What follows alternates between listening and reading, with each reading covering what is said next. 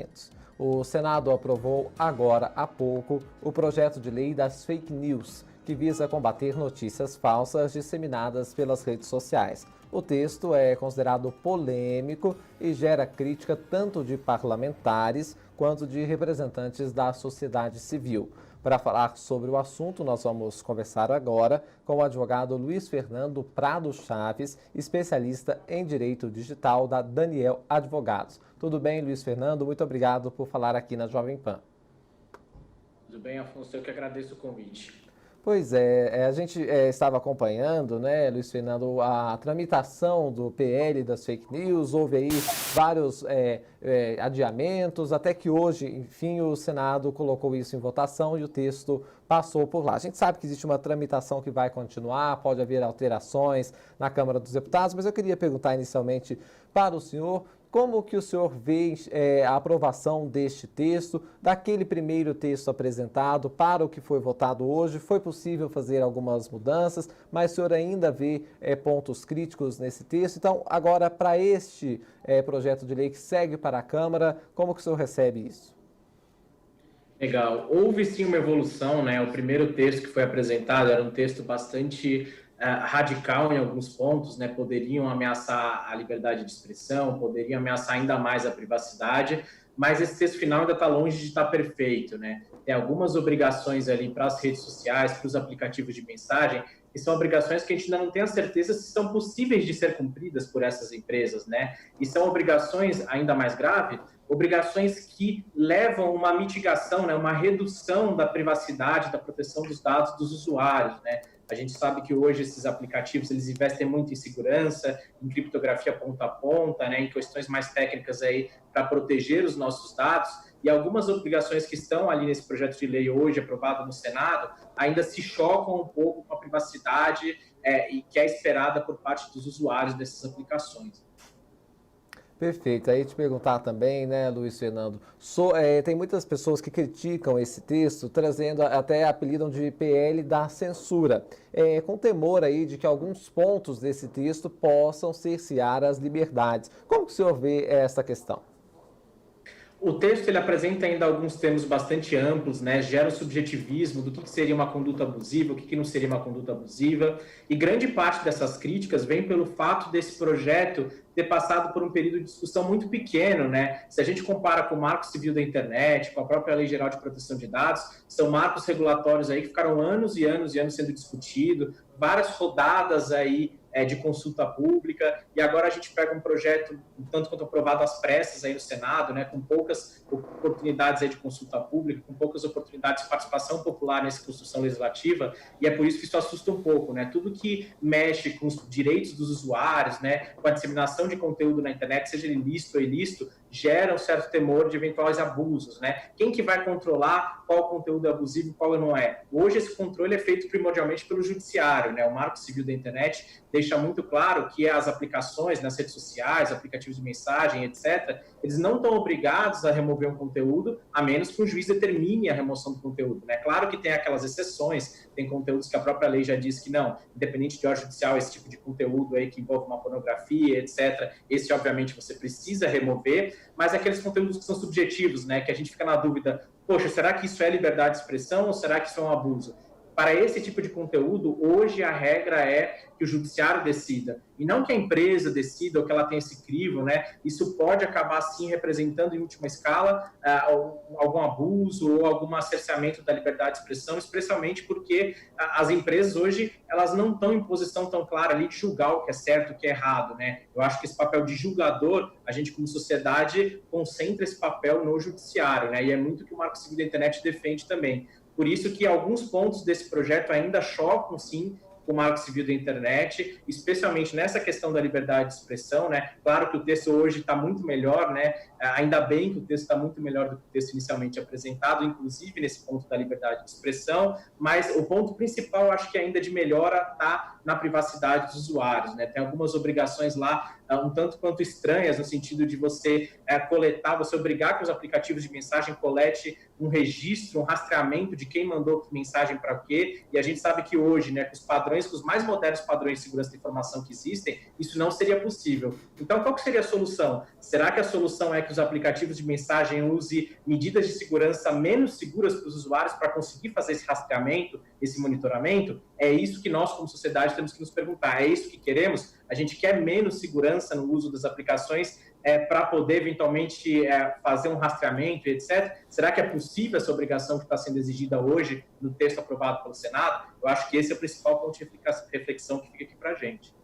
E aí eu queria também perguntar como que ficou no texto a questão do disparo em massa, porque tinha a previsão se você mandar a mensagem, por exemplo, para 5 pessoas, isso já precisa ser, de alguma forma, arquivado para um eventual uso aí pela justiça. Então, como é que ficou esse ponto específico, Luiz Fernando? Os disparos em massa, eles têm que ser de alguma forma identificados pelos aplicativos, né, pelas redes sociais, e esses disparos em massa, eles têm que passar por esse crivo, né? Então, os aplicativos, eles têm que contar com medidas que reduzam a possibilidade desse disparo em massa e que identifiquem essas contas automatizadas, né? O intuito do PL, e esse intuito ele pode até estar bem intencionado, né? É evitar que a gente não saiba, né, se aquela conta é uma conta pessoal ou é uma conta robotizada, uma conta automatizada e por aí vai. Então, o projeto de lei ele tem sim alguns pontos positivos, né? Isso é bom de destacar. Um desses pontos positivos é justamente a transparência para com os usuários, né? Divulgação de relatórios por parte das redes sociais, aplicativos de mensagem, dizendo quais contas foram banidas, né? Ou melhor, quantas contas foram banidas, quantos conteúdos foram removidos do ar, como que a rede social se comporta, né? Quando tem uma denúncia de um conteúdo infrator e por aí vai. Então, tem algumas medidas positivas, sim, nesse projeto, né? Especialmente para coibir eventuais abusos aí de mensagens automatizadas em grande escala, mas em outros pontos, por outro lado, o o projeto de lei chega a ser um pouco radical aí, um pouco até intrusivo demais, talvez, no modo como a gente usa, no modo como a gente se comunica hoje usando esses aplicativos e essas redes sociais. Tem um outro ponto que é de se exigir aí documentos de identificação, por exemplo, de identidade para se criar contas nas redes sociais. Isso foi mantido nesse texto aprovado agora? De uma forma muito mais sutil do que estava antes, tá, Afonso? Então, inicialmente, basicamente, a gente ia precisar apresentar o nosso documento, né, para fazer um cadastro, uma rede social, no aplicativo de mensagem.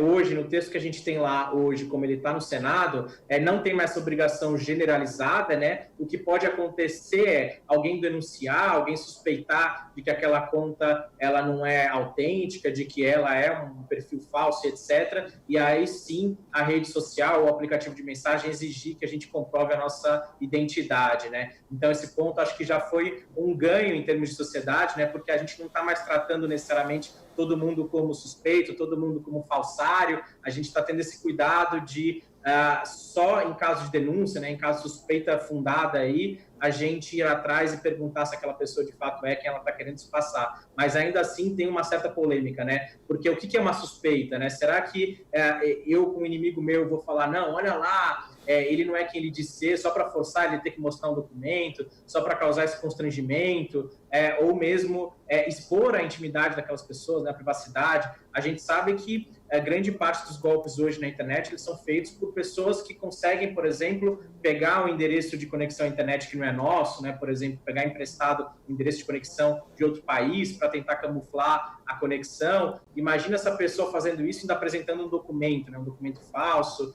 porque a gente sabe que as pessoas mal intencionadas, né? Os maus usuários aí das redes sociais, aplicativos de mensagem, eles vão tentar continuar de alguma forma praticando essas fraudes e talvez eles se usem até de documentos falsos aí para isso, o que vai nos expor ainda mais, né? Porque imagina a gente provar que o perfil não era nosso, que aquele documento também não era nosso, né? Que foi um documento falso, por aí vai. Então a gente está muito preocupado em relação a essas obrigações, especialmente porque como que a rede social, o aplicativo de mensagem vai conseguir aferir, né, se aquele documento é falso ou não, será que isso não vai gerar, eventualmente, até um conforto para os fraudadores, né, de eventualmente falsificar um documento e apresentar aquilo como um álibi, né, no caso de uma investigação e por aí vai. Então, esse projeto ainda assim tem alguns pontos de cautela interessantes aí da gente acompanhar a evolução. Esperamos aí que quando ele passe pela Câmara, o debate amadureça cada vez mais, né? Felizmente a gente está acompanhando isso com esse projeto, né? Cada rodada de discussão, o texto amadurece um pouco, o texto fica um pouco mais equilibrado. Pena que a gente está tendo pouco período aí de discussão, né? A gente está discutindo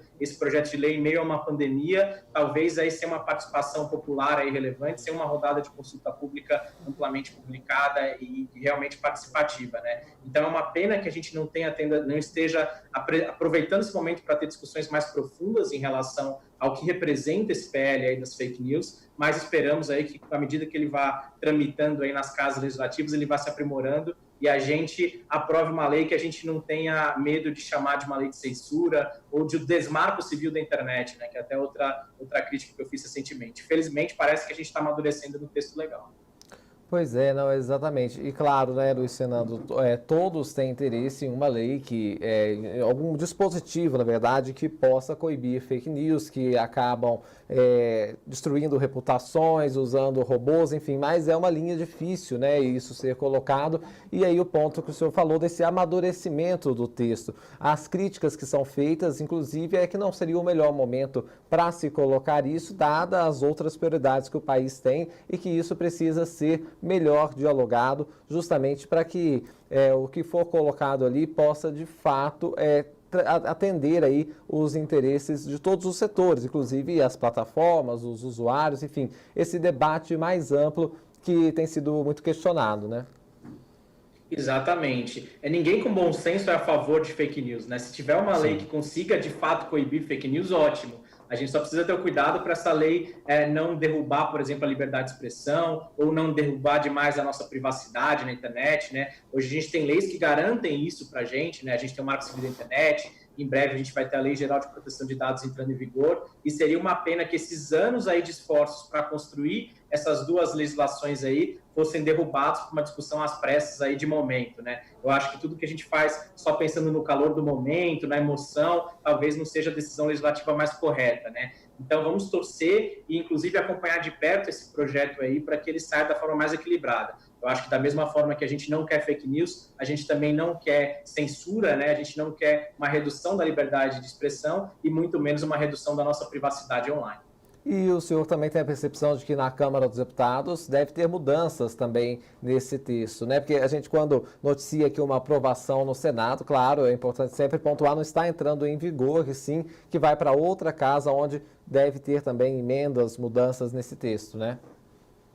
Exatamente, isso tem que ficar muito claro, né? Não é porque foi aprovada hoje no Senado que vai ser assim o texto final, né? Ele ainda vai passar pela Câmara. A Câmara, se alterar esse texto, devolve para o Senado, né? Então a gente tem algumas rodadas ainda de discussão, ou seja, a gente ainda tem algumas rodadas, inclusive, de participar ativamente da formação dessa legislação, né?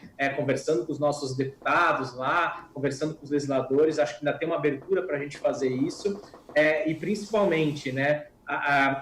É importante observar em relação a essa lei que cada momento de discussão surgiu um novo texto, né? Então, foi até curioso acompanhar essa votação no Senado, porque hoje mesmo teve alteração no texto votado hoje, né? Então, minutos antes de começar a sessão de votação, o texto se alterou. Então, isso também mostra o quão polêmica e quão sensível é a questão, né? Tem muita gente interessada, assim, em melhorar esse texto, em apresentar suas contribuições. Então, respondendo objetivamente a sua pergunta aí, a gente sim pode esperar uma nova versão vindo da Câmara, a gente pode esperar ainda algumas alterações e esperamos que essas alterações sejam para reforçar ainda mais, né, a nossa privacidade e a nossa liberdade de expressão na internet.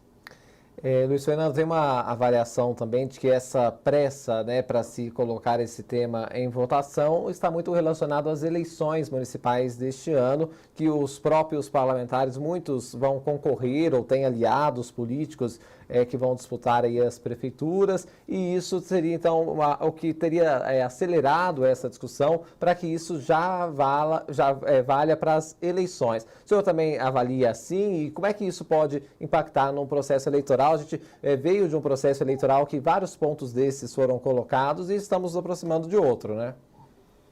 Exatamente. Com certeza a questão das eleições aí municipais, elas estão influenciando no debate, né? Estão contribuindo aí para que o debate seja até acelerado no Congresso, mas a gente tem que ter a cautela e a frieza de ver que essa não é a única via também da gente combater fake news, né? Nas próprias eleições passadas a gente já teve aí acordos e investigações envolvendo o Tribunal Superior Eleitoral, as próprias redes sociais cooperando também. e desativando conteúdos aí que são impróprios, né? Então, hoje a gente já tem, inclusive, a própria lei eleitoral que de alguma forma contribui aí para que não haja essa disseminação de conteúdo indevido, né? A gente tem até um mecanismo facilitado de derrubar propagandas eleitorais indevidas aí na internet e por aí vai. Então, a gente também não pode enxergar esse projeto como a única e possível solução para a questão das fake news, né? Até porque esse projeto de lei, ele é muito focado no mensageiro e não na mensagem, né? Ele é focado em como as redes sociais se comportam ou deixam de se comportar, que nível de segurança elas usam ou deixam de usar, que nível de dados elas coletam ou deixam de coletar. Enquanto isso, quem gera fake news, na verdade, não são as redes sociais, né? Até porque elas não produzem conteúdo. Quem produz conteúdo são os usuários aí das redes sociais, dos aplicativos de mensagem, e hoje a gente tem algumas leis sim que conseguem fazer com que a gente puna esses maus usuários, né? Claro que o trabalho não é facilitado, o trabalho não é tão, assim, óbvio, tão binário, mas a gente tem um caminho a percorrer, hoje a gente tem leis que nos garantem aí que a gente consiga ir atrás de alguém que não esteja difamando na internet, por aí vai. Então, eu acho que o momento não é de pressa, eu entendo a relevância do assunto. De novo, ninguém aqui quer fake news, né? Mas a gente também não quer aprovar uma lei que derrube aí anos de discussão legislativa que a gente vem trilhando no Brasil. Vale destacar que o Brasil está sendo pioneiro em tentar regulamentar essa questão das fake news. E quando você é pioneiro, tem o lado bom disso, né, de eventualmente, se der certo, você servir de exemplo, e o lado ruim que você ainda não tem uma experiência sólida internacional para aprender com os erros de outros países, né? Então, toda a cautela é necessária para, eventualmente, a gente não criar uma internet particular que só no Brasil é assim, né? Umas obrigações para as empresas que, às vezes, nem são daqui, de coletar dados que elas não estão preparadas para coletar, de coletar dados que, eventualmente, vão reduzir a privacidade e a segurança dos usuários. Então, essa lei, ela exige, sim, um debate maior, assim como o Marco Civil da Internet exigiu, assim como a Lei Geral de Proteção de Dados também exigiu. Então, vamos fazer as calmas para que a gente tenha uma lei equilibrada e uma lei que sirva de modelo para os outros países, né? Para os outros países olharem e falarem, olha, o Brasil tem um marco regulatório aqui interessante de fake news. E não que a gente sirva só como um mau exemplo, né? De, olha, o Brasil foi o primeiro, mas olha lá o que eles fizeram. Gerou uma internet só deles, uma internet até autoritária, né? Um controle absurdo do que estava sendo feito na internet. Então, o momento é de equilíbrio, né? E de, principalmente, vamos usar a razão e não a emoção nesse debate. A gente não pode fazer disso um grande fla-flu, né? Uma grande disputa meramente política, partidária, etc. Vamos analisar com frieza todos os direitos que estão em jogo, porque eu tenho certeza que a gente tem sim, mesmo com essa celeridade aí do processo legislativo, a gente tem sim a capacidade de, ao final dessa discussão, aprovar um texto que seja mais equilibrado, né? Felizmente, essas últimas discussões dos últimos dias estão nos levando a passos ainda de tartaruga a um texto mais equilibrado. Eu estaria muito assustado se o texto ainda tivesse aí numa versão anterior, naquela primeira versão que foi apresentada, uma das primeiras versões aí, que de fato gerariam ainda mais potencial de censura, gerariam um potencial ainda maior de redução da privacidade das pessoas. Estou confiante de que, com esforço conjunto, né, com participação dos deputados, dos legisladores, dos assessores legislativos e da própria população, né, pressionando, fazendo suas campanhas aí em rede social, entendendo melhor o que está sendo regulado, o que está sendo discutido, eu acho que a gente vai chegar num texto equilibrado, né? Vamos torcer para isso. Pois é, Luiz Fernando, a gente sabe que essa é uma discussão realmente que está sendo enfrentada pelo mundo todo e está sendo enfrentada com calma, até porque tem essa questão, né, da liberdade de expressão e também do uso das fake news para, enfim, praticar crimes. Então é importante dizer que não só o Brasil enfrenta essa discussão, mas todo mundo. E aí eu queria aproveitar aqui a oportunidade para falar também sobre iniciativas de plataformas para que se possa colocar melhor a discussão das fake news. A gente tem o caso muito recente do Twitter, por exemplo, colocando um aviso em postagens do presidente dos Estados Unidos, Donald Trump, falando, você precisa verificar essa informação, aí teve todo aquele ruído, mas quer dizer, as próprias plataformas, a sua maneira e da forma tecnológica que é possível, têm tentado também alertar as pessoas para a importância de se buscar uma fonte confiável ao disseminar uma notícia, né? Exatamente, Afonso. Eu acho, inclusive, que a gente deveria investir até mais em boas práticas, né, do que em regular algo tão novo como aplicativos de mensagem que a gente como sociedade, ainda está aprendendo como ele funciona, ainda está aprendendo conceitos como criptografia, como segurança ponta a ponta e por aí vai. Então, eu acho que para as próprias redes sociais não interessa que aquilo seja um antro de fake news, né? As redes sociais, elas querem mais usuários, e os usuários vão estar lá se eles souberem que os conteúdos que estão ali sendo veiculados minimamente minimamente tem uma indicação de fonte, minimamente são confiáveis e por aí vai. Então, eu acho que é um interesse comum, a gente não pode enxergar as redes sociais, os aplicativos de mensagem, como a parte contrária desse debate, né? Eles são atores relevantes, sim, do debate, mas eles também querem diminuir as fake news, acabar e encontrar, talvez, medidas racionais e equilibradas de combater isso. Um exemplo recente é a iniciativa do Twitter, como você comentou, entre todas as outras, né? Os próprios canais de denúncia que as redes sociais têm para você reportar um conteúdo falso, difamatório e por aí vai. Eu acho que não interessa a ninguém que a gente entre no nosso celular, entre num aplicativo, entre lá para nos informar, passar o nosso tempo e ser bombardeado lá com conteúdo que é falso, né? Isso acho que a longo prazo faz com que a gente não queira usar mais esses aplicativos. Então é um interesse comum, né? É um interesse da sociedade acabar com as fake news, como, por exemplo, o homicídio, a corrupção, são temas que ninguém é favor a isso, né? Ninguém é favorável a isso. Mas, ao mesmo tempo, medidas drásticas contra esses direitos que precisam ser preservados, né, como a da informação, da livre informação, ela gera esse debate que são polêmicos, né, que podem entrar em contato com outros direitos, entrar em ponto de conflito com outros direitos. Então, acho que equilíbrio é a frase principal, né, e talvez investir em boas práticas, né, investir em guidelines, em recomendações para as redes sociais, em construir, chamar elas ativamente para o debate e falar, bom, como que a gente pode aqui estabelecer uma métrica para o setor, né? E não ser um negócio do legislativo contra as redes sociais, porque eu acho que isso tende a não resolver o problema, né? Até porque hoje a gente está falando de uma ou outra rede social que até tem representação no Brasil, né? Como essas que a gente comentou por aqui, mas amanhã nada impede de uma rede social, por exemplo, de outro país que a gente ainda não conhece direito, se popularizar no Brasil, está totalmente ativa aqui no Brasil, mas não tem uma representação no Brasil, não tem uma sede. E aí, como é que a nossa lei brasileira vai proteger os usuários brasileiros dessas fake news? Né? Não vai, porque a lei brasileira vai estar restrita ao território brasileiro, né? Então, a gente tem que ter muito cuidado, inclusive, com a efetividade das obrigações que a gente está tentando impor, né? Eu acho que o primeiro passo é você entender como a rede social funciona, como o aplicativo de mensagem funciona, entender as limitações técnicas, né? Bom, até aqui eu consigo excluir, até aqui eu consigo identificar, daqui para lá não, porque se eu tiver que identificar esse usuário, na verdade eu vou baixar a régua de segurança para todo mundo, né? E eventualmente os golpes, as fraudes vão aumentar nos aplicativos de mensagem, nas redes sociais.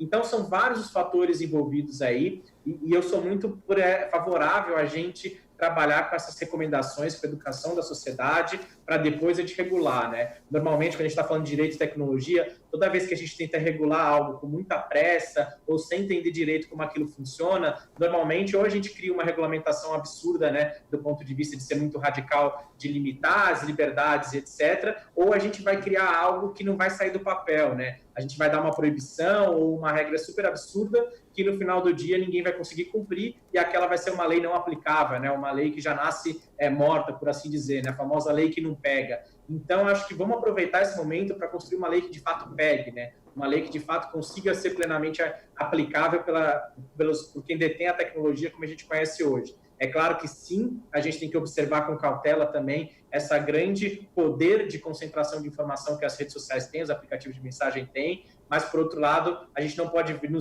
enxergar eles como adversários do debate, né? Eles são parte do debate, eles também são vítimas de fake news, né?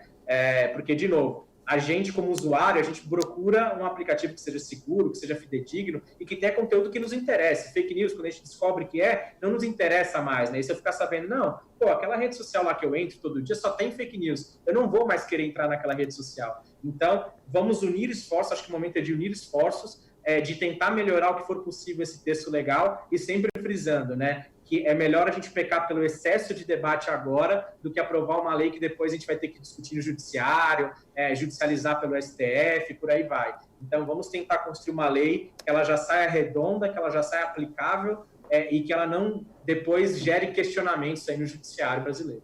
Nós conversamos aqui na Jovem Pan com o advogado Luiz Fernando Prado Chaves, especialista em Direito Digital da Daniel Advogados. Luiz Fernando, muito obrigado pela entrevista, pelos esclarecimentos e a gente, claro, se encontra numa próxima oportunidade para debater esses e outros assuntos. Uma boa noite para o senhor.